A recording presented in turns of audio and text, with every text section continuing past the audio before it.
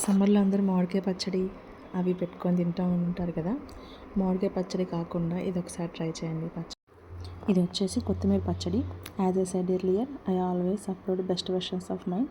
ఇది కూడా అలాగే, ఇది నేను నా ఫీడ్లో చూసాను అనమాట. ఇది నేను సెకండ్ టైం అనమాట చేస్తుంది.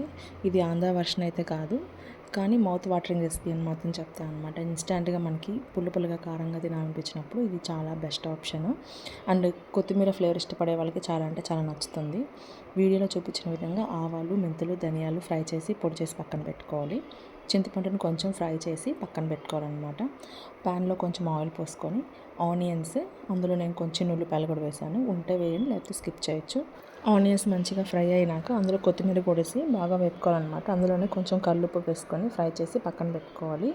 ఈ మిక్చర్ అంతా కంప్లీట్గా ఆరేదాకా పక్కన పెట్టుకున్న తర్వాత మిక్సీలో మనం చింతపండు వేసి దాన్ని బాగా మిక్స్ చేస్తే మెత్తగా అయిపోతుంది. దాంట్లోనే మనము ఫ్రై చేసుకున్న ఆనియన్, కొత్తిమీర వేసుకొని మంచిగా పేస్ట్లా ప్రిపేర్ చేసుకోవాలన్నమాట.